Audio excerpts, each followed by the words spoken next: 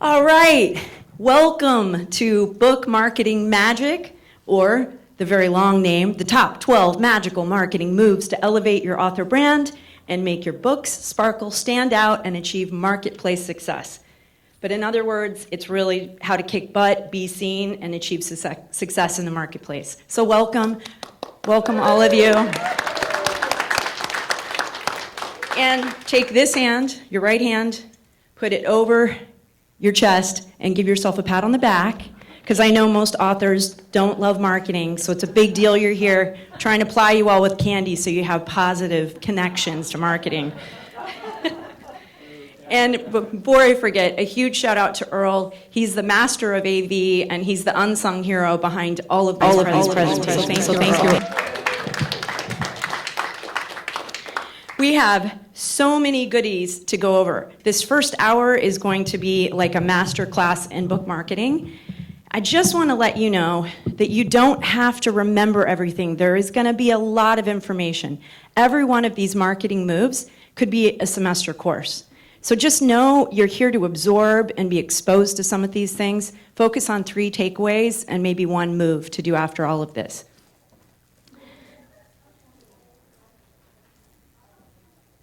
All right, so marketing doesn't have to be a scary 4-letter word. Is the bat flying? Good. I know many authors would much rather be flossing their teeth with a rusty wire than doing anything starting with the word M. So thank you for trusting in me today and my authors to come. And I've got a very slow-moving cursor. Okay.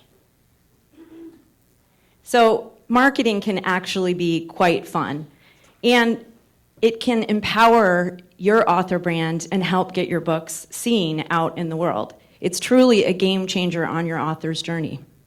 So I promise nothing today, nothing is going to be talking about author craft, editing, developmental structures, none of that. It's everything else that's important on your journey. And marketing can actually be fun. I hope by the end of this, between the stickers, the sparkly, I've got little sparkly bendies for everyone too on the halfway break, and the candy, you're going to have a fun experience and hopefully come out of here having, thank you, Conrad, hopefully come out of here having a more positive outlook on what marketing can be. Marketing is what gets our books and our stories out into the world, and without it, we're invisible. And I'm still trying to get my little, nope, I'm giving up on the cursor. So who am I? My name is Rachel Sarah Thurston. I am an author branding, platform building, book marketing coach for authors. And after many years of working with authors across all genres and publishing pathways, I have found that there are a set of factors that separate the authors who are selling their books, getting traction in the market, from the ones that are really struggling to be seen. And so came the birth of this presentation. I have also heard, as many of you have, that you want to write the book that you want to read that's not out there. And this is that to me. This is the book marketing presentation that I would love to have seen 12 years ago or 15 years ago. So I've tried to jam pack as much into here as possible. So just a couple of friendly reminders is, let me first say here that you don't need to remember every single slide. I'm going to remind you of that again and again. Don't panic if you don't get notes down on every slide. Just try to trust that the important things are going to float to the top and they're going to sink in for you today. Now, in order for any of the following steps to work, you need to start with the well-written book that's edited already. So if you produce a halfway edited book that's not up to par, it doesn't matter how much marketing you do, it's not going to succeed.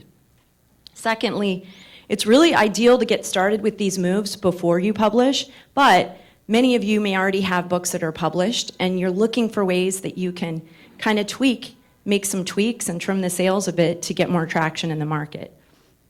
Lastly, all of these steps are relevant to the success of your book, no matter what your publishing pathway is. I know in here we have a combination of hybrid authors, we have self-published, we have traditional, we have hybrid authors who have published under all three of those forms. Some of these marketing moves may not be as successful if you're traditionally published, and I'll explain that as we go through the steps. Does everyone here have an understanding between traditional marketing, hybrid marketing, and self-publishing? Raise your hand if you want me to give a little explanation on that. I don't want anyone to feel uncomfortable. You can raise your hand even if you're just curious if I know what I'm talking about. Okay, perfect, okay. So I'm gonna just simplify this. This is a reductionist view of the different pathways to publishing. In my opinion, there are actually 7 pathways to publishing, but for simplicity's sake today, we're gonna talk about 3. You have self-publishing, which you can do on your own, or you can hire a company to help you with the uploading, the formatting, the design. The other end of the spectrum, you have traditional, which is what we've all grown up as writers hearing about. The big houses need to be pitched to by agents, and you need to pitch to an agent, be accepted, and then they pitch you to the publishing company. You sometimes get advances, and you get a percentage of the royalties, but you don't invest in the publishing of the book. Now the third, hybrid, and Holly here with Acorn Publishing is a fabulous hybrid publishing company, and she just had 2 presentations on this. So hybrid publishing is exactly what it says. It's a mix between self-publishing and traditional. So you're investing with your partner publisher, the hybrid company, towards some of the publishing, the editing, the design, the formatting, and you're in it together. The royalties are often a little bit higher than traditional. So is that clear? All right, give me a thumbs up. All right, good. I like interaction, so. Okay, so let's begin. Let me first ask, I want to ask and get a canvas of everyone. Who here has published a book? Oh my goodness, I love it. Okay, put your hands down. Who's published more than 1 book? Nice. Who's published more than 2 books? Okay, we're going to skip up. 5 or more books. Ooh. Okay, 10 or more. Dang, you guys get special extra candy, okay? And the sparkle stickers. All right, raise your hand if you have self-published your book. Okay, raise your hand if you've hybrid published a book. Perfect. Raise your hand if you have traditionally published your book. Okay, last question, extra credit. I know one person over here. What if you've done all 3 types of publishing of your books? Paul? Hybrid? Self? I use hybrid in a different definition than yours. Okay. Okay. All right. Well, but Matt, you have, right? Yes. Okay, great. This gives me a little idea of where you're all at. We're across the board for anyone listening to the audio, can't see the hands. We were across the board with all publishing, and we had quite a few people here publish more than 5 or 10 times. Bravo to all of you. Congratulations on that. So, you have 3 goals today should you accept this mission. Have fun and enjoy the candy and the stickers. We'll be passing the stickers out on the next break. Write down 3 marketing takeaways and 1 move, action step that you might want to consider doing after this seminar today. Lastly, just be aware of the blind spots you may have around marketing. And I'm going to be going through all the slides. There's a lot of information, and at the end we'll do a Q&A, and then a quick bathroom break, and we will be back here for the last hour with our authors of the round table, who will be discussing the marketing strategies that have worked the most effectively for them. All right, and if you just came in, make sure to grab some candy. Michael, do you need some candy? Okay, let's just get an overview of what the publishing industry looks like right now.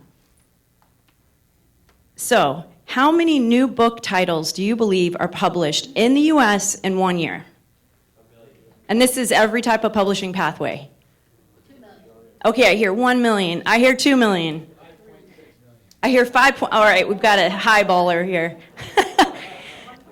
1.4. Okay, I see we've got some people that are trying to average out the probability of their answers. 3 million books just in the US in 1 year.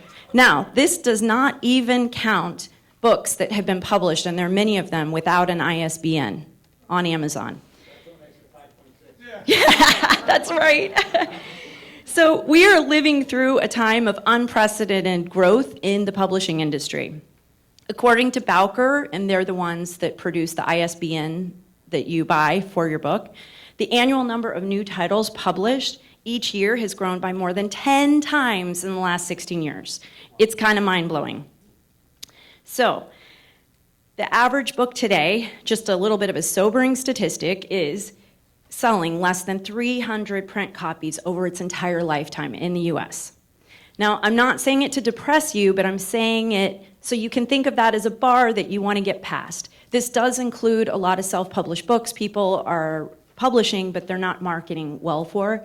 But this is something to really look at and keep in mind, like think about the sales that you want to have. Now, the upside to the saturation in the market is that there are less gatekeepers in the world of publishing, and there are countless ways to make yourself stand out and be seen. So that brings us to this presentation. The million-dollar question in publishing is, how do we as authors make our books and our brands stand out, shine, and sparkle in this publishing world? I'm curious, before I go through my 12 steps, just shout out a couple of the moves that you think I might have on here. I'm very curious. Podcast, website, social media, library. Pardon? Word of mouth. Book signings. Okay, thank you. So we will see if you are right. So I'm going to start with the most important that I've mentioned to. I've done a lot of author-client consultations this week and last year, and I'm going to start with the most important one. I think Lisa Engel would probably agree with this one. Magical marketing move number one, you need to create a dazzling author-branded website. This is your home base. This is the place that really broadcasts what your author brand is. So a couple of things that you want to be thinking about when you do your author website. You want to have fun with it. You want to study other author websites in your genre.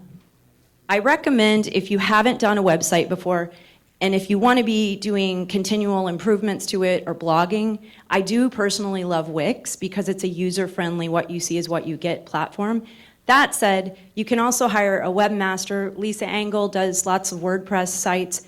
I still work with clients that have webmasters, and we'll work with the webmaster to make the branding changes. Jennifer's here. I've done that with her and with Debbie as well. You want to make sure that your mission statement and author brand are front and center on the top of your page. You want to focus on your main branded colors and fonts. Study your genre. It needs to be very clear when you go to your website what your genre is.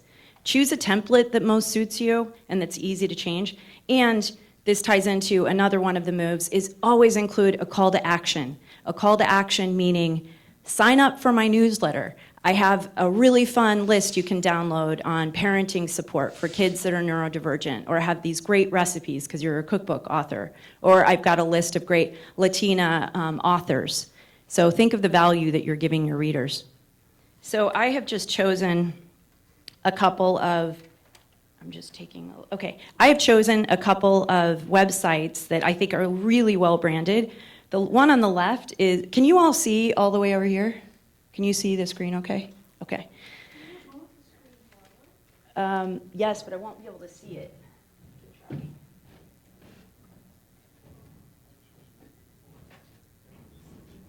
that better? Okay. Okay, but you guys may not be able to. Can you see it still? Okay, cool. Oh, lovely. Okay. The AV gods are tempting my Zen. Okay.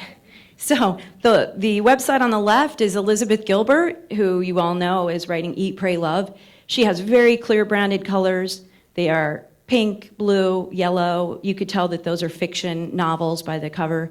A Lovely Girl by our very own Deborah Holt Larkin, who's on the Authors of the Round Table. And it's super clear when you go to her website that this is gritty, this is noir, this is vintage, it's historical true crime. And it's loud and clear when you go there. Very, very well done. So marketing move number 2. This ties in with your website. Build a robust author platform.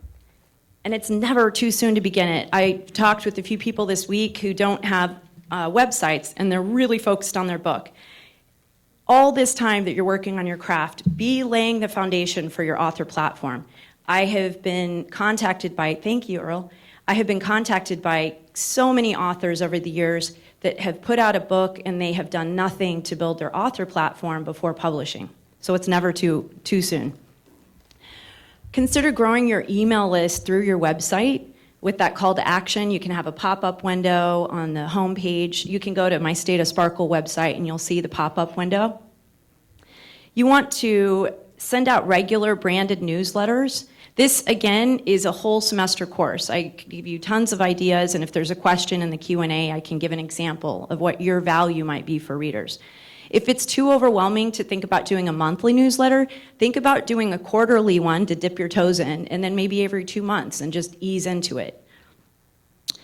Offer a lead magnet, and that's that special value. It might be a download of a resource or a short story. Publish articles and short stories with links to your website. The more you get out there, the more it accumulates because people start hearing about you again and again.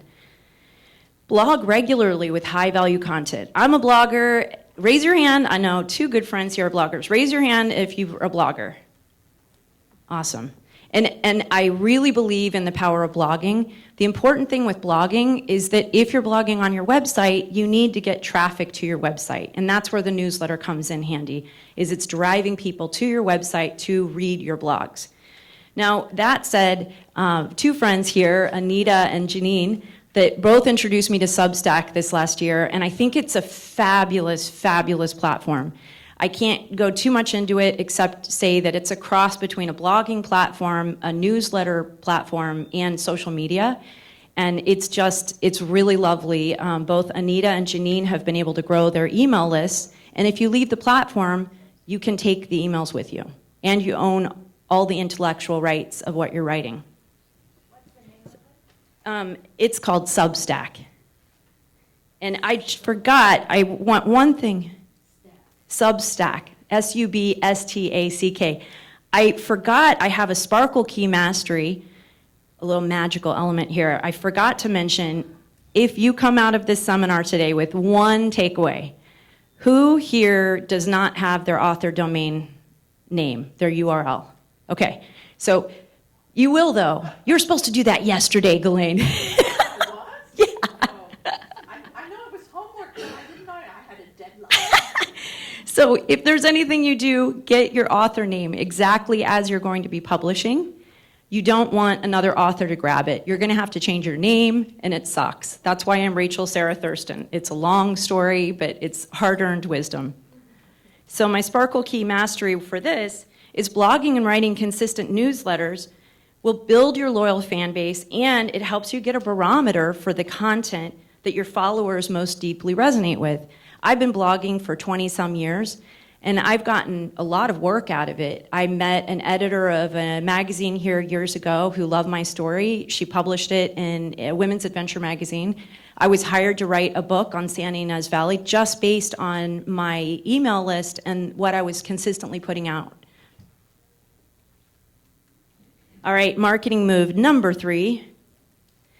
So, know which social media platforms your ideal readers are on and grow your presence there. So I just want you to know, I'm not going to get up here and talk about all the merits of TikTok or Instagram. I'm not going to push you to do any of that today. What I want you to know is you need to know where your readers are hanging out. Pick one platform and focus on that platform. Study your comparable authors, whatever genre you're writing in. If you're historical fiction, fantasy, sci-fi, study authors who are doing well and find out what their social media platforms look like. Find out what they're doing. And the Sparkle Key Mastery is, well, I already said it. Study your successful authors. And have fun with it. I will say TikTok, my preference, I love Facebook for a few reasons, which I'll share later. Instagram, I really like. TikTok, I've dabbled. And I will say, you can be on TikTok, but you hear a lot of these stories about, oh, I became a best-selling author from TikTok. I'm just going to say it takes a long time to build followers, and you aren't guaranteed that every one of those followers are going to buy your book. All right, book marketing, marketing move number 4. Create a beautiful, professional, and genre-specific book cover. This is something that I see again and again, especially around indie authors.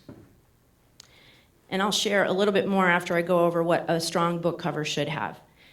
A strong book cover is going to increase your book's visibility. It's going to boost your book sales. It broadcasts your book's genre, helps you connect with your ideal readers, and it sends an immediate signal, this is the most important, to potential readers and professionals that you might be interested in hiring around the level of professionalism you've put into your book's editing, production, and publication. I have had a lot of authors reaching out to me the last couple of years to work with me, and I can usually tell within 5 minutes, 80% of the time I can tell what some of the issues are, and often it's around the book cover. So Claudia Dunn is a dear friend, and she was part of my beta viewer presentation. She gave me the permission to share this story. She was also the candy girl today. And you can replenish supplies on a break. So Claudia was watching this, and I brought up book covers, and I said, a lot of indie authors rush to publish, and they put out subpar covers. And you can tell right away, and it really repels readers. Claudia at the end said, Rachel, can I share something? And I said, yeah. And she said, I just want to share, I'm an audiobook narrator. She's been in the industry for a long time, very, very accomplished audiobook narrator. And she said, my colleagues who are audiobook narrators will turn down auditions for projects with authors if they don't have a good book cover. It doesn't matter what's inside. You have to get past that book cover. And you do that as well. Is there any other phrase that you want to? Well, it's especially important with royalty share. If you're on ACX trying to get your book done royalty share, where you're not paying anything up front, the narrator takes that into account, whether or not there'll be sales at the end of the rainbow. So it takes on even greater impact in the decision making for the narrator. So you limit your options as far as who's going to submit. So it's super, Grace had asked that I do everything on the mic, so I'm gonna share for the people listening afterwards. Claudia was just saying that audiobook narrators share in a part of the royalties for each project. So if they see a good book cover, they know it's not gonna sell, or it's not up to par maybe, that what's inside of the book, the editing. So this is a huge, so if you're seeing fellow professionals not working with you, you know readers aren't going to be attracted to your book. So I'm going to give you a couple. One Sparkle Key Mastery here is the Indie Cover Project Facebook group is fabulous. I've sent a couple of my authors, Conard with his last 2 books, to this group to vet their book covers. And you get fabulous feedback from people about what does it make you want to read the book? Is it genre specific? And I will say, if you're traditionally published with the big houses, you're in their hands. You have to trust that they're going to do a really good job. Now, the smaller publishing companies, it might be a little more collaborative. If you're with the hybrid, it will be collaborative. You still have a say. If you're self-published, you're going to need to hire a professional book designer, unless you're a unicorn among authors and you're also a graphic designer. That's the only time you should think about that. So the next slide are some examples of really beautifully done. Can you tell the genre right away? Like, name the genres you're seeing up there. Memoir, fantasy. We have historical, sci-fi, maybe chick lit. Whoops. Okay. So you can't tell which of these has been traditionally published and which one has been self-published. They're all equally professional. They look appealing, they make you want to read it, and they broadcast, even without the name, what their genres are. So marketing move number 5, another huge mistake I see a lot of authors making. I see it a lot, and I'm pretty candid with clients and friends when I see them doing this. As authors, we spend years working on our pieces, years working on these books, and it's just like bleeding and sweating tears for years, and then you get your book out there, and of course you want to make money, and we can get very fixated on the royalties. But there is a sweet spot with pricing.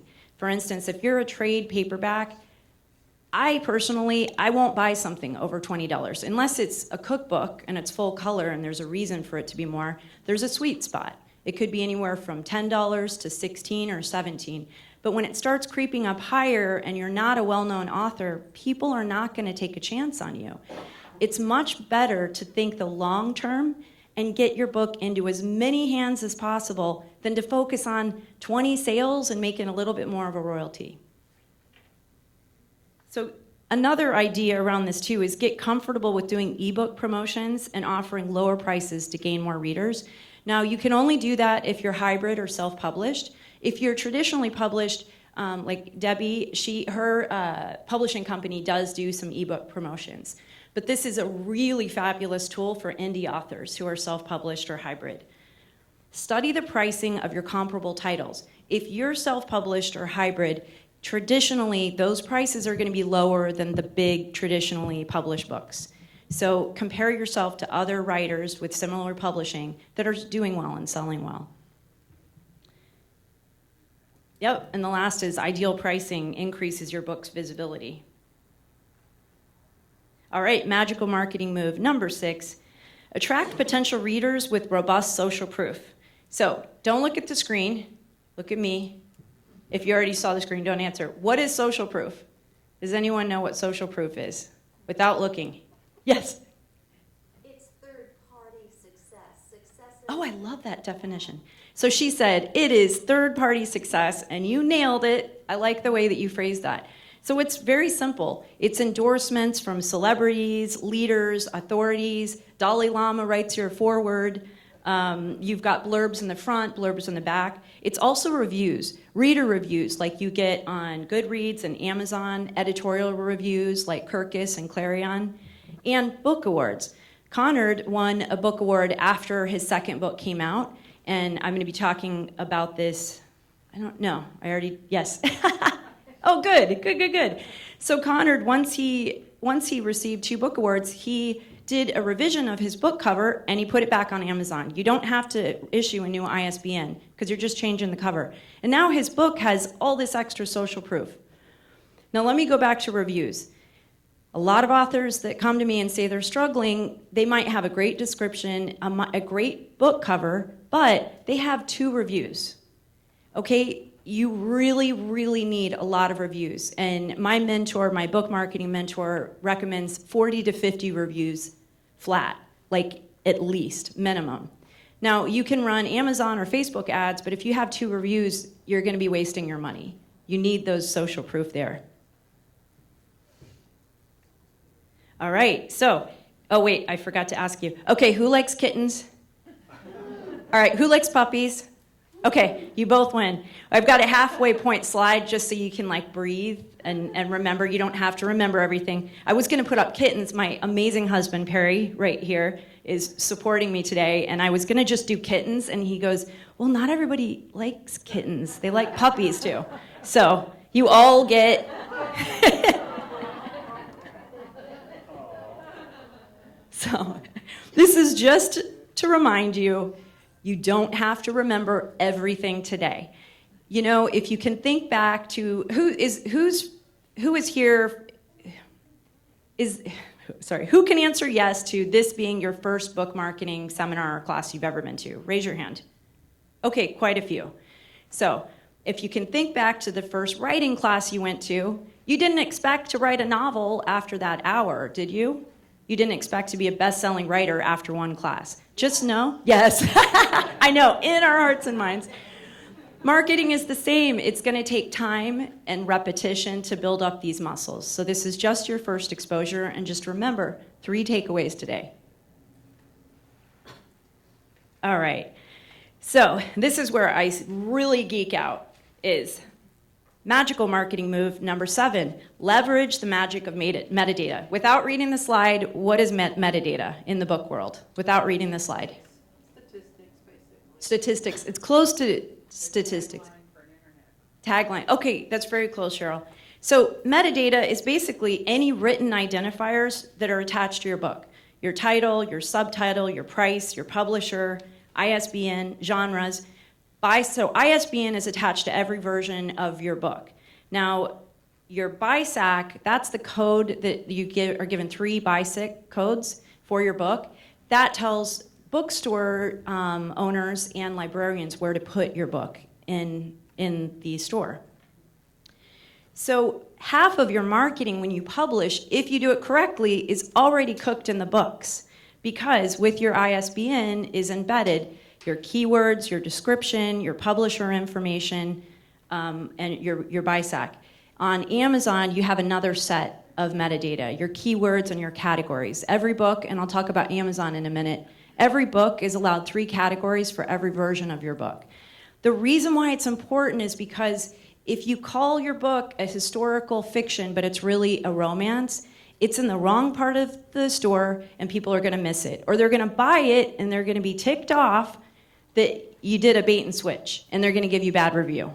I know I have a friend who often, they're a hybrid, like Debbie, I'll just bring you up. Debbie has glowing reviews, hundreds of reviews. The only negative review she ever gets is that they don't like the true crime part of her book. So you can get, I'm sorry, the memoir, the memoir. Just that they're a true crime hardcore addict. So it's a little bit of a precarious thing when you're a hybrid genre. But you definitely want to study your genres and know where you should be. So a really cool statistic to tell you how important metadata is, titles with complete metadata average 75% more sales than those without metadata, according to the Nielsen book study. I mean, 75%, that's pretty significant. All right, magical marketing move number 8, one of my most favorite things. When clients come to me and they say, Rachel, I'm struggling with book sales, can you look at my platform, look at what's happening? I always go straight to the Amazon book page. The Amazon book page tells me so much. In 5 minutes, I can usually tell what some of the biggest issues are. I've already spoken about pricing is often too high, and the book covers aren't on. There are several other elements that really makes an optimized, fabulous Amazon sales page. You need to choose a strong title that leverages keywords. Conrad and I went through a lot of different titles for his Vietnam memoir, and we nailed it. I'm super proud of it. It's barbed wire, brothels, and bombs in the night, and because we didn't have Vietnam there, you get it in the subtitle. So don't get too esoteric and artsy with your titles. You can do something that's unique and clever, but remember to get the keywords into your title because it broadcasts what the book is about. Utilize keywords in your description. There are some really wonderful AI generators where you can put your description in. Dave Chesson with Kindlepreneur has one. And it will give you great ideas on just ways that you can revamp or juice it up a bit. And I'm not saying write your book with AI. This is an ethical, I've studied a lot of AI in this last year, and this is an ethical way that you can use AI in your marketing. So take advantage of A+ author content. I'll show it to you on the next slide. That's right around where the reviews are, and there are going to be lots of graphics that you see with the really fancy book pages, and it's another opportunity for you to advertise and make your book come alive to potential readers, and I'll show you. Bring in as many reviews as possible. You want to shoot for 40 to 50 at least. Highlight book awards and literary reviews. Mention if it's part of a series.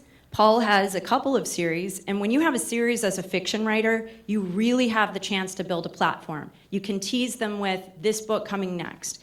I know when it is a TV show, I get so much more excited when there are a series or more seasons coming out. It's the same with readers. Make sure to link your book with your Amazon book page. Really important, choose your Amazon author page well, because your book metadata for your name, say I used to write Rachel S. Thurston, now I'm Rachel Sarah Thurston, I can't link my book to my Amazon author page. It has to be an exact match. So really be careful about what name you want to write with, because it's a long-term commitment. And you can also follow Dave Chesson of Kindlepreneur and Rocket Publisher, and David Goffron. They are gurus of Amazon. And our Sparkle Key Mastery, I'm going to say, I need to read this now. Amazon is the biggest seller of books worldwide. They're responsible for 50% of sales from the big five publishers, and they control 50 to 80%, oh, sorry, hold on. Yes, 50 to 80% of the book distribution in the US. So Paul was bringing up Bezos last night and thinking like, this is insane. Nobody's gonna just, start selling books on a computer, right? Out of your trunk of your car, and now they're the largest distributor in the world. And some estimates predict that by 2025, they will take over more than 70% of the print book market in the US. So whether you like Amazon or not, you gotta you gotta have the awareness of how important it is. All right, so this was a little surprise for Paul. He didn't know. I randomly picked this book, and that's the one that you showed last night for the keynote, and it was synchronicity. So I'm just going to show you.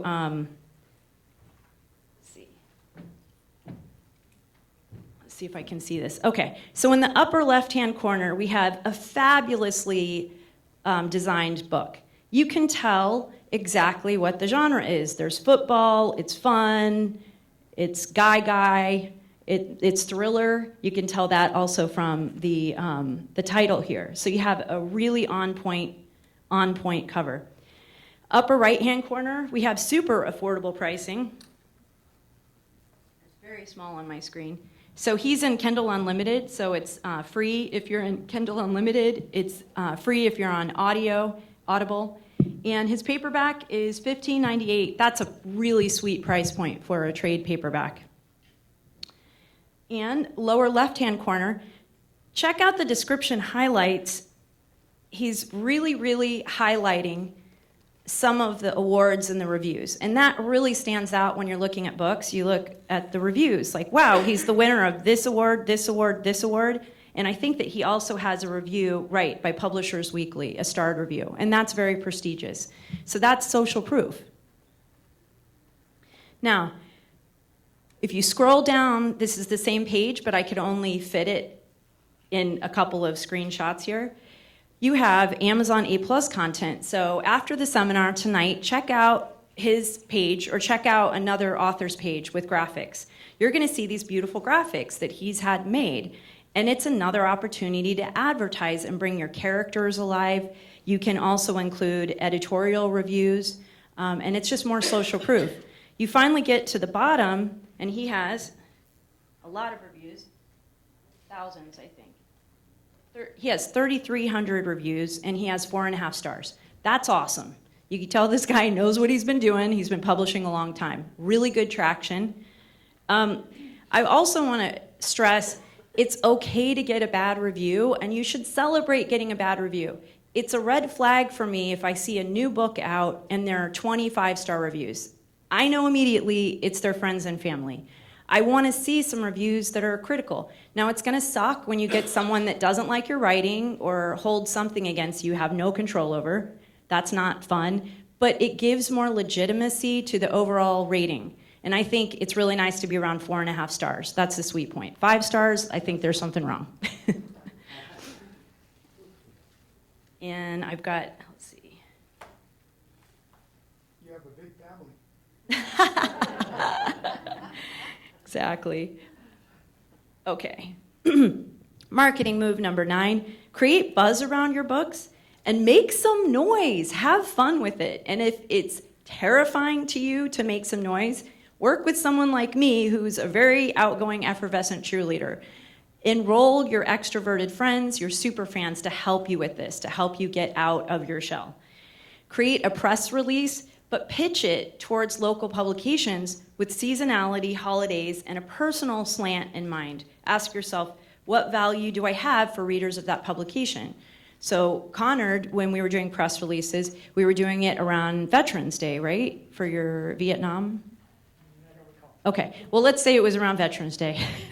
His second book was a Vietnam memoir, and that's the perfect time, several weeks ahead, to pitch a newspaper and talk about a local author who's a Vietnam vet. He's been a therapist for decades in Santa Barbara. Just think about the value you're giving to that publication. It's not just, oh, my book's out, my book's out. You need to give them a reason because there are always books coming out. Reach out to local media and leverage that for bigger and bigger media. You can also submit a press release to a press release distribution service. And Kelly just had this done with his latest book, and it went out to a ton of news outlets. It was really exciting. And reach out to podcasts, radio shows, local TV. Matt is the master of this. He is constantly on podcasts, and he's got a really good in with, is it Coast to Coast? Coast to Coast. And where is the place where all your podcasts are held? They're pretty much all on my website. Okay, Matt Polomari.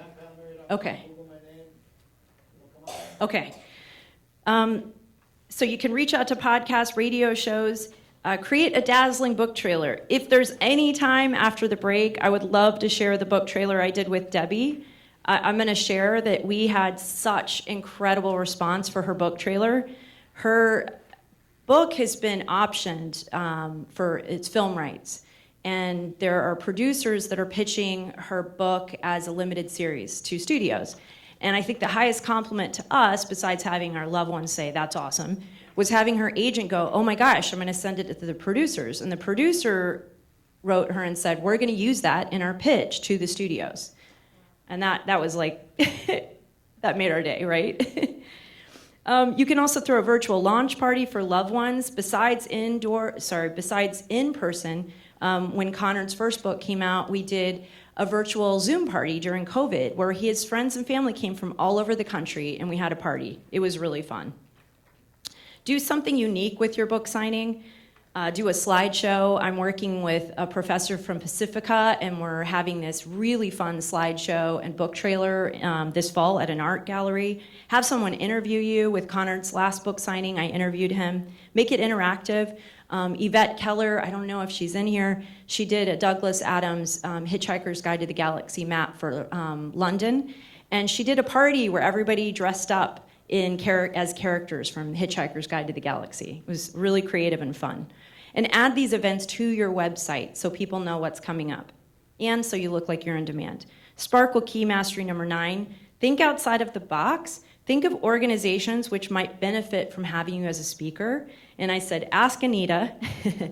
Anita is amazing. She's also one of the authors of the Roundtable, and I'll let you share more when you're up here. Anita, I'll just say this really quickly. Anita found out that the Santa Barbara school system picks a couple authors a year to highlight and talk to the local school system. She's a YA Latina writer, YA historical fiction. She applied and she got accepted. She's done all of these speaking gigs to the local schools. That also means bulk book sales, and she's getting her name out there. All right, marketing move number 10. Always have a long-term strategy in mind. A lot of authors, and you might be able to relate to this. How many of you, when you published your first book, just put it out there and thought, that's all I have to do? Just raise your hand. No one? Okay, I'm impressed. All right. I know some of you are saying, yeah, and inside quietly. So your book will need consistent priming. Debbie's book came out in the fall of 2022, and it's been doing very well. But Debbie has been hustling hard. She is speaking up and down the coast. She's doing Facebook ads. We're doing Facebook ads together. She's doing the book trailer and tons of speaking events. And a big shout out to B back there too. B is an amazing public speaker and really good with creating buzz. So this is something you always want to have in mind is once your book is published, what tools do you have to keep the sales going? Because of course we want to be bestsellers. We want our books to be getting into the right hands, but we also want our books to be selling for years. You'll see a spike in the sales after you launch, but after a few months go by, it can really get dead. And just know you're not alone. There are tools. Continue growing your email list and your following. Think about doing speaking events. Do regular sales promos. I personally love Amazon ebook campaigns. If you're traditionally published, you can't do that. If you're hybrid, you may be able to. If you're self, you can. I could do a whole course around the ebook promos. You can do it for free. You could do a 5-book promo where it's free, $1.99, $2.99, $3.99. I love Facebook ads. Amazon ads, from what I've studied and learned, are really getting expensive. They charge you per keyword click. And a lot of the and you've done Amazon ads, haven't you? And you did not, it did not work well for you, did it? Well, it worked really, really well until it didn't. Okay. And from so many authors I've spoken to, you can lose money very quickly with Amazon ads. You want to work with an expert. Just know that the keyword click cost is getting very high. I personally really like Facebook ads. This is why you want to have a Facebook author page and you want to be growing it, because you can only run Facebook ads from a business page. And I'll bring up Debbie. She's my golden child with Facebook ads. Debbie knows her target reader. They're women over 50. They are living in retirement communities. They have good salaries. They like memoir and they like true crime. So she and I have been making these beautiful graphics, very proud of our graphics, and she will make these ads targeting that demographic. And you could set your daily budget. So you don't have to lose a lot of money. You do have to experiment with it though. You want to consider updating your book cover, description, and categories every now and then if you feel like you're not getting traction or you're getting feedback about your cover. I completely missed one of the most important things of the Amazon sales page. Categories are really important. So if you can imagine my Amazon slide a few slides back, every book version has 3 categories, and it's really helpful if you're an indie author or hybrid that you study the categories. There are thousands of categories, thousands that you will never see that are not in the public view. There's a software program I use developed by Dave Chesson, and I work with my clients to zero in on categories that are relevant but have low competition. So when they do promos, they can get to the top 10 or maybe the top 1 or 2. And it's very rewarding because then you can call yourself a best-selling author. Create a dazzling book trailer. Think about Amazon ads, but be very wary. I'm personally preferring Facebook ads right now. Speaking events and attending conferences like this and networking, getting to know your fellow authors. All right, marketing move number 11. Invest in your author brand and in your books, and I'm going to be talking with the round table about ways that they've all reinvested in their books and their brand. So as you can see, a book will not sell itself on wings and a prayer. Sorry to tell you, it doesn't matter how amazing your book is, how brilliant it is not going to just sell itself. The most successful authors invest in their marketing efforts with both time, intention, and money. Dang it, went way too far ahead. Okay, so you want to educate yourself on marketing by reading books, free videos on YouTube, articles, taking book marketing and author platform building courses. I'm actually, I'll talk about it in 2 slides from now. I'm doing an author branding webinar, which ties into this on July 9th. I'll give you all more information. Attending writers' conferences and marketing seminars like this. I'm proud of all of you because you're investing in your own education around marketing. You can also hire a marketing, branding, platform building coach like me, or you can outsource in other areas of greatest needs as well. And our Sparkle Key Mastery shows, so I've seen a lot of surveys. I'm in a lot of author groups. I've taken a lot of courses. Survey after survey after survey asks authors, what is your greatest area of weakness? Where do you need the most help? Every time it's marketing. Editing is the top 3. Marketing across the board. I don't know, it's like a genetic thing, I think, for authors. It's a different part of the brain, and it's just something most do not enjoy. So good job investing in yourself by coming today. My last marketing move, number 12, is celebrate your wins on a daily basis. Recognize how far along you've come on this journey. Almost all of my clients are type A and very driven and very hard on themselves. And I make it a point at the beginning of every meeting to talk about their wins. We go through every win. And this win could be, I was brave enough to reach out to my local newspaper and pitch a story. Or I just got accepted for a new article for LA Parent, like Jennifer. Or I just got an incredible review, like Debbie would share. Or I've been on a podcast lately, or I was just the keynote speaker at the Santa Barbara Writers Conference. Those are all wins. Keep track of them. Another huge part of sub number 12 is expressing gratitude. I will say that I have you guys probably did not expect it to turn in this direction. I have a very severe chronic illness that I've almost lost my life to 3 or more times in the last 10 years. The name of my company, State of Sparkle, is metaphorical and literal. I love sparkles, but it's also metaphorical for I don't want to waste a day of my life not doing things that fill my heart with joy. And that is why it came to State of Sparkle. The reason I'm bringing this up is that many of us in this room have trauma from chronic illness, trauma from grief, loss, horrible things that might have happened in our lives.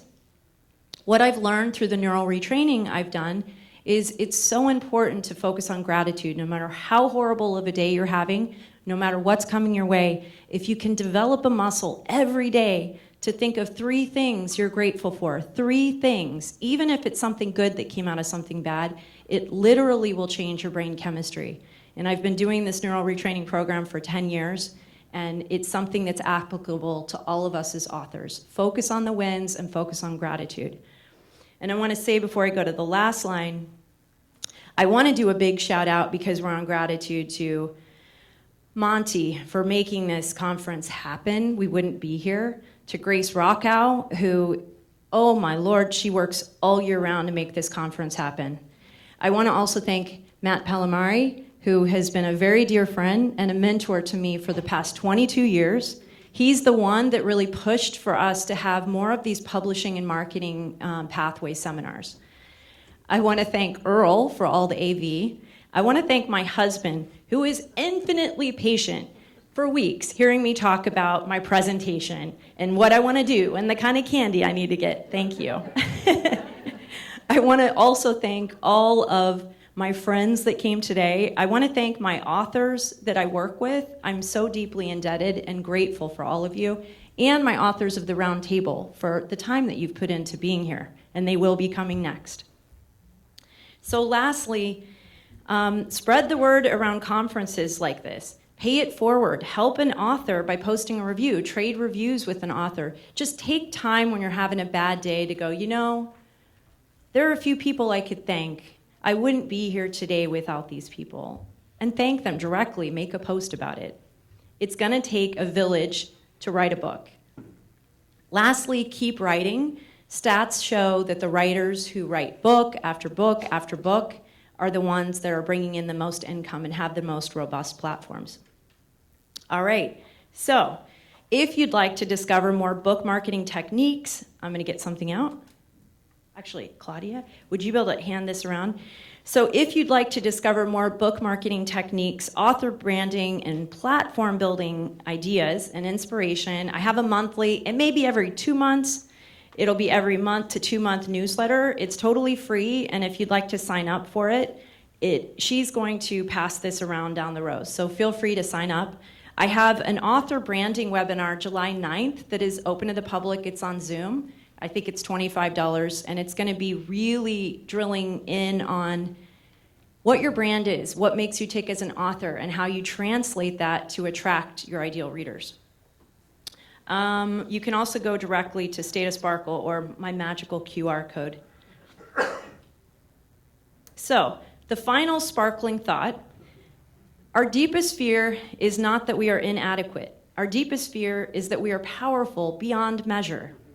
It is our light, not our darkness, that most frightens us. Me too. We ask ourselves, who am I to be brilliant, gorgeous, talented, fabulous? Actually, who are you not to be? You're playing small. It doesn't serve the world. There's nothing enlightened about shrinking so that other people won't feel insecure around you. We are all meant to shine as children do.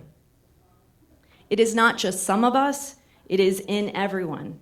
And as we let our own, thank you, Conrad. It's perfect. It is not just in some of us, it is in everyone. And as we let our own light shine, we unconsciously give other people permission to do the same. And that was Marianne Williamson.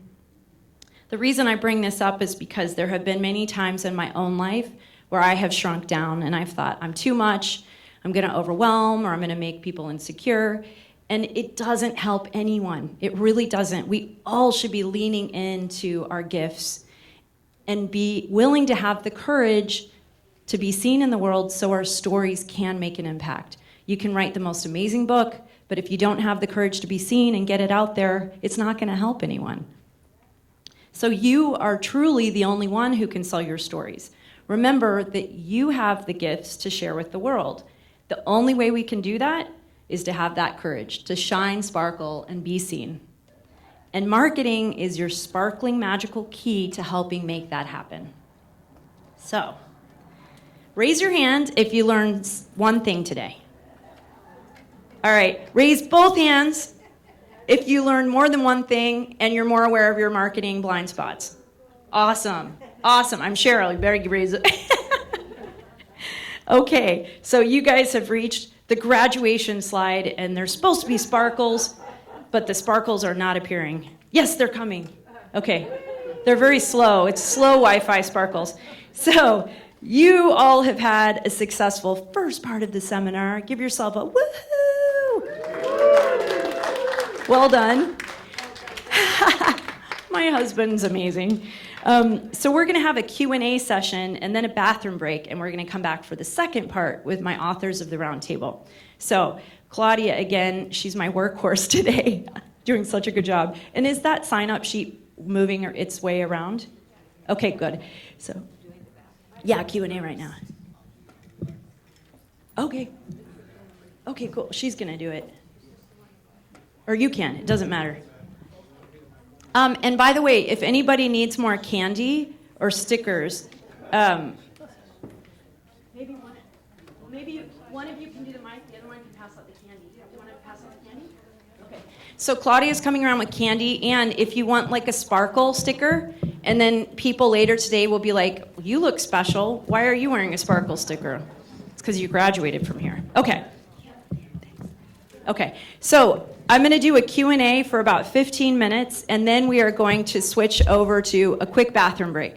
So bring it on. Raise your hand if you have a question for me. And Matt's going to bring the... You hear me? Okay. Matt's going to bring the microphone around. Yeah, we want to get, we are recording all these lectures. So it's important when you ask a question, when you get the mic, and then I'll be posting them as the year goes on from beyond, all the lectures from the conference.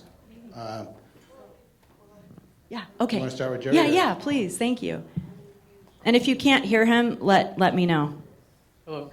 What is a realistic budget for doing this so that you don't overpay or underplan? That's a really good question. He asked, what should your budget be? It depends, because what I just did in the last hour is a master course in marketing. If you did every one of these steps, I have no idea what the budget would be. I can start by saying what the budget would be for an author website. So if you make your own website and you use something like Wix, you could do it, I think it's a little short of $300 a year, and depending on if you get 1 year or 3 years at a time. If you haven't gotten your domain name, go to GoDaddy.com and put in your domain name, okay? So say Connor doesn't have his, you go to GoDaddy, look up Conard Hogan, you want a .com, and that's going to be around $12 to $14 a year. And that's just renting that name. It's not paying for the web hosting. There was one, if they didn't have ConardHogan.com, by the way, do ConardHoganAuthor.com. Other things, it depends. Like my prices are going to be different from someone else's prices. The ads, you could spend anywhere from $50 to hundreds of dollars on ads. I'm thinking about courses. My author branding webinar that's coming up, it's $25. There's a lot of free information on YouTube too. So I don't have a general budget because there are so many things I was covering. But you want to always be aware, I totally missed one of my slides. It was around reinvesting in yourself. Think about the amount of money you put into educating yourself around writing and conferences. You want to dedicate money to your marketing efforts in the same way, with the same intention. So I hope that answered most of that.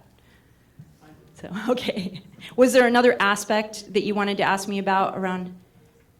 Well, one of the things that I fear is overpaying tremendously.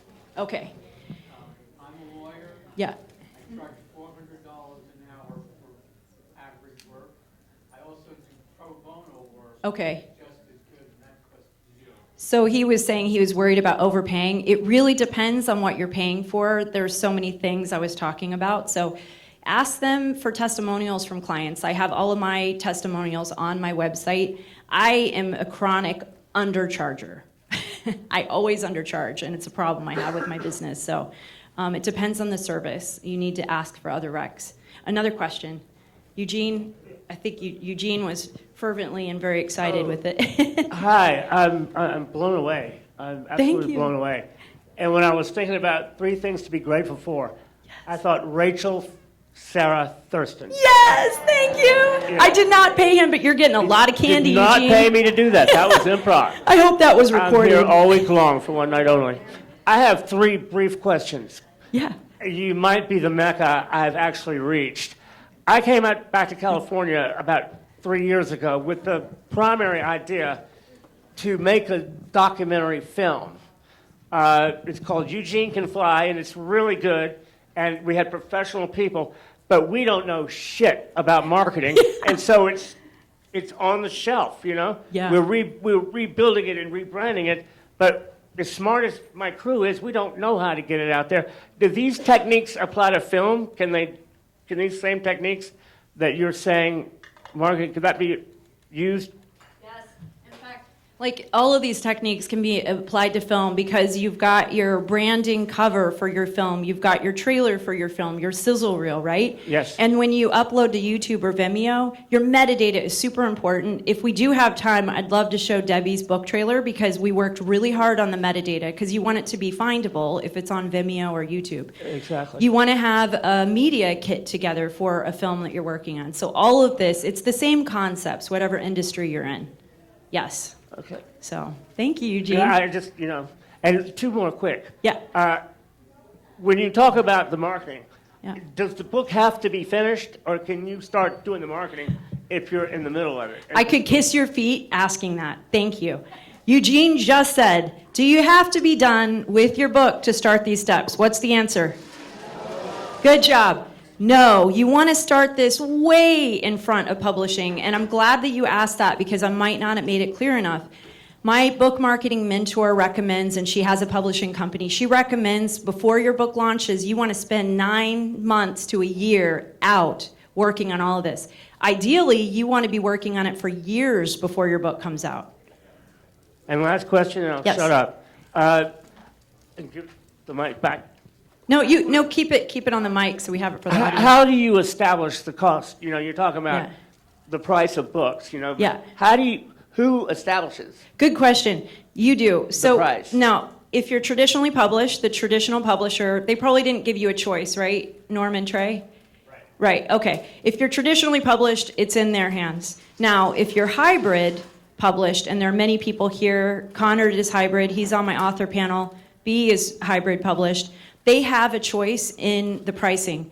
The way you figure out, if you have the choice, what your pricing is, you want to study your comparables. You want to study other books that have similar publishing pathways and look at the ones doing well. There's a sweet spot. There's going to be a threshold where people aren't going to buy it. I have an article printed out in a binder here that is a great article about how to price. If you're indie published, you want to be lower than traditionally published books, a little bit lower. So, good Thank you. I'm sorry good to pick up. question. No, those are great questions. Thanks, Eugene. Yeah, go ahead. So, Yeah. well, thanks for the sparkle. Big time. Yes. So how do course. you put it on your website if you've got 2 projects, like one is a memoir, one's a sci-fi? I How do you love that place on question. there? Say that How do you again? place that on there? On your I really website? love that question because it gets, so I think of author branding, author platform, and book marketing. It's a 3-legged stool. They all depend on each other. So I'll be talking a little bit about that for my author branding webinar. That's an author branding issue. I have a client, Jennifer Gay Summers, back here, who we're in the process of rebranding. She wrote a book about her father in Hollywood, and it's still on her website, but we're going in the direction of her next book, which is a memoir about parenting with a neurodivergent child. So that's a little more straightforward because we have one that we're putting up front and center. So it depends on, is one older that's been published, or are you working on two right now, your memoir and your other one? Well, I'm a healer by profession, and so the memoir is very close to that. But the sci-fi is something I wrote several years ago, and I Okay. really love. Okay. It would be a longer conversation around that because the memoir seems to fit in more. Do you have an author website? Yes. Okay, so the author website, it depends on what your main author brand is. You want that project, which might be your memoir because it ties in with your healing as an author, to be front and center. You can have a page about all of your works, and then you can have its own page for the sci-fi. Or you could even have another website for the sci-fi. That's just an easy answer. I would need to go into more depth conversation. Thank you. Yeah, thank you for the question. Yeah. Oh, Cheryl, I think, and then her. Thank you. And really important question, is everybody getting their candy, okay? Is Claudia doing her job as the candy girl? All right. She also has sparkle stickers, and is that sign-up sheet moving around? Who has that? Perfect. Okay. So just know there's plenty of candy. Cheryl. Yes, I've asked this question in a couple seminars Yeah. already or sessions, but I'm self-publishing, and is that going to keep me from finding a publisher? So that's my first question. And then second, I decided to, a few years ago now, get rid of all my Facebook friends. If I didn't know you and you weren't related to me, I got rid of everybody. So I have hardly any friends on my personal Yeah. Facebook friend, but I have a separate page for my book. Is that And- your business page, your author page? Yeah, Okay. but they're tied together somehow, and how Okay. will that affect me, that I have no friends, or I seem like I have no friends on It my will affect you. personal Facebook? I'll go backwards. The Facebook question. I really love Facebook, and I've worked with, when Conrad first started working with me, that was the first thing that we tackled. And I really encouraged him to be promiscuous on Facebook in the best possible way. Yeah, that's right. But in a authentic way. I really think it's good to branch out on Facebook and connect with groups that might be interested in your book. And I mean, don't friend like stalkers and Nigerian princes. Yeah, so, and then your other question was? About if you self-publish, Oh. will that hurt your chances to publish? I think that there's a long-standing belief that authors have that if they self-publish and their book does really well, an agency will want to pick them up. I don't think that happens a lot. I think you want to go with the publishing pathway that fits you, and if you self-publish, just make it the best dang book you can and do as many of these things as you can. If you happen to hit the jackpot and sell thousands of copies and you have a huge platform, you might be appealing, but I wouldn't hold that out as your goal. You might, I'd lower their expectations around that, so. Good questions. Thank you, Cheryl. Just a technical question. Yes. Where can we find the slides? Oh, in my brain. I'm not going to be sharing the slides because I will say the audio is going to be available from this on Matt's website, and I don't know how soon after the conference Grace will be able to have them up. I'm probably not going to make the slides available because I think I'm probably going to be doing this webinar and for a price for the public and so on down the line, so I'm not going to give out my slides right now. Okay, Norm. Oh no, he can't talk. Wait for the mic though. Yeah, stop giving it away, Rachel.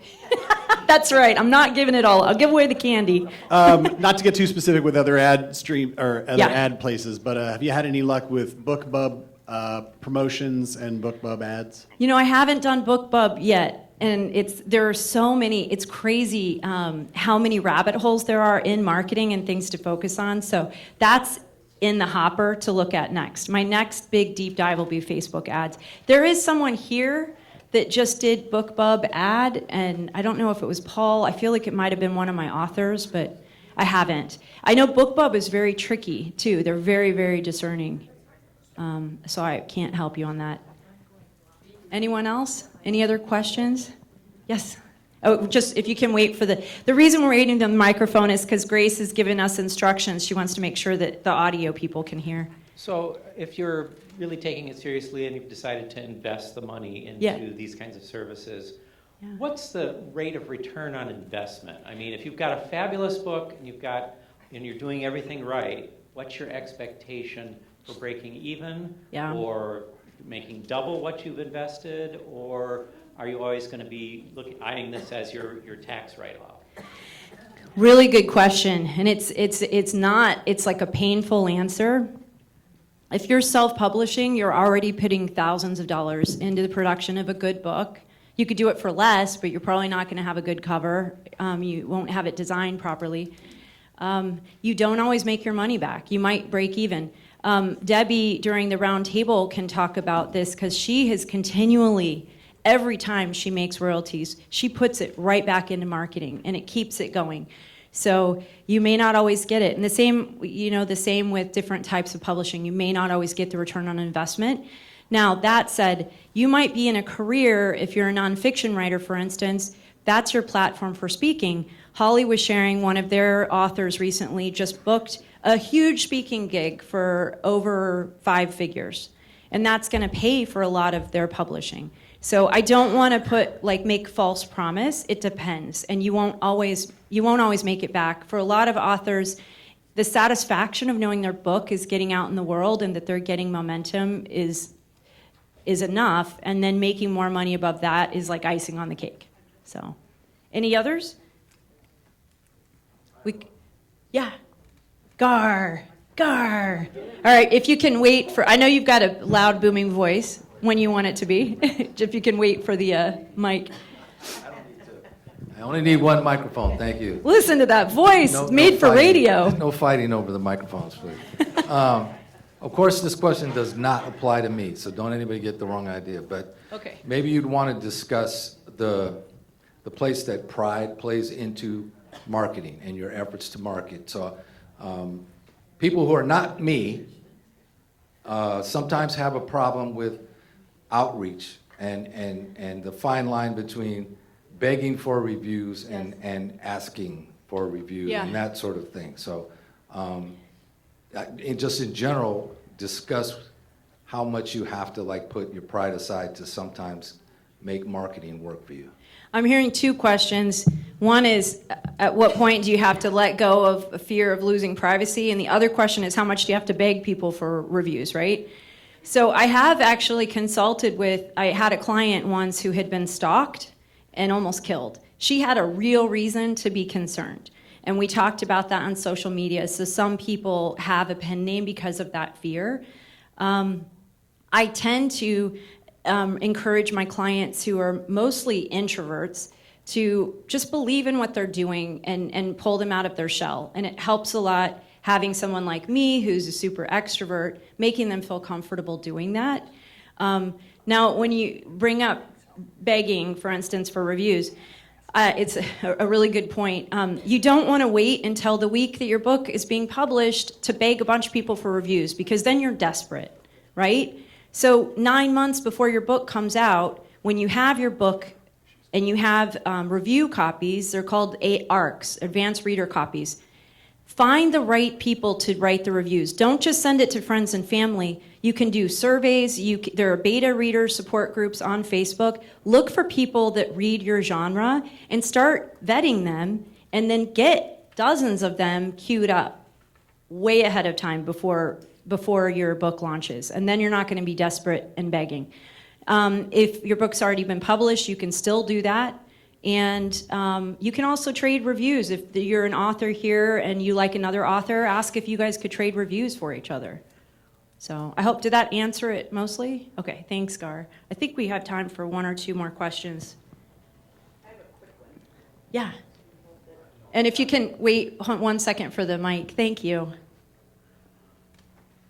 I just want to know about reviews. Yes. I mean, if you have 1,000 of your friends write a review, is it just your Facebook friends that you ask to do a review? No. Or do you have to have it be an author or a fellow author? Or who writes your Who reviews? writes the reviews? So for Amazon, it technically is illegal for your husband, if you have the last name and he has an Amazon account, to write a review. In the past, Amazon was really diligent about that, and they would take them down. You can ask your friends and family, but you really want to be cultivating super fans, the people that are just dying for your first book, your second book, your third book. And the way you do that is involving yourself in online communities. And when Cheryl asked the question about Facebook, Facebook is just fertile ground for connecting. There are sci-fi groups, there are memoir groups, there's a whole Facebook group for finding beta readers that you can join, and you can say, don't just ask a mountaineering lover to read your sci-fi book, ask sci-fi book lovers. And do a survey form, telling what the book is about, asking them, because it's a two-way street. So be discerning about who you pick. And, of course, ask your friends and family. But do this way ahead before the launch. So, yeah. Yeah, question? Yay, Chrissy. Hi. So on the note of building your platform well Yes. in advance, reaching out to Facebook groups and getting involved and authentically like connecting to these types of readers and people who might become your superfan, what if you're writing under a pseudonym? And you aren't using your own personal name or Facebook page? Yeah. Do you interact in these communities for 9 months to a year as a fake person? Absolutely, but you can say, I met an author that wrote under a pen name. She had like 3 different names. Yeah, create a profile for yourself. You're not catfishing people. I mean, unless you say your name is Mike Smith and you're 58 and, let people know that's your author name. You can have an avatar picture and you can join groups as your page and get to know people as that. And you can be very transparent about Norman. Yeah. What'd you say? August Norman. August, that's right. So you have an August Norm personal page or just a business page on Facebook? I have a business page and a website, but Okay. I did that about 9 months before the release of the book, maybe a year. And it's not super secretive either. Like you're not hiding too much. Okay. Yes, Tony. I think we can do 1 or 2 more questions and then a quick bathroom break. You keep mentioning Facebook. Yes. And I think you've mentioned Goodreads. Are there any other community-oriented sites that are focused on writing and authors that are not Facebook? That are focused on writing? Well, yeah, community sites yes. that's not Facebook, where it's your personal life and your personal relationships. Well, let me say this first. You don't have to post personal details about your last ultrasound and what you ate, on Facebook. You already have a life. You're on Okay. Facebook and All right. but you don't want to mix those worlds. You Are there could any do community sites? You could do a Facebook, before I talk about other platforms, you could do a Facebook business page and just post around your brand. I would say Goodreads, you can set up a profile and interact with other readers. Substack is a great community. Janine and Anita can speak to that. Substack is a wonderful place filled with creatives with their own publications. Little bit of a social media type platform, but not like, oh, this is what I had for dinner. It's check out this latest article on the Yucatan. So that's one that I would recommend is Substack. Thank you. Yeah, and one more question, and then a quick bathroom break, and then we're going to do authors of the round table. Yeah, Jack. Wait, hold on. I like the first part of the sentence, though. Not should we hire you. I've planted my friends in very strategic. Yes. The answer is yes. Do we need a publicist? Okay, so it's funny. So you can hire a publicist. It's incredibly expensive. Debbie might be able to speak to that. I mean, like really expensive. It could be $10,000 or more for a publicist, and you may never see your return on investment. The way that I work is I work hourly, and I have coaching packages. So I like doing a lot of it for the authors, but my big jam as a coach is I teach my authors how to do a lot of this for themselves, so you don't depend on me for everything. So, yeah, good question. Okay, and I think a bathroom break. So come right back. What we're going to be doing right after the break, I have hand-selected this all-star team of best-selling, award-winning authors, including Paul, who was the keynote speaker last night, and I'm going to be talking with them about their most effective marketing strategies. They've published in 10 different genres, and they represent 3 different publishing pathways. So just a quick break and come right back, and I'll see you here. And grab some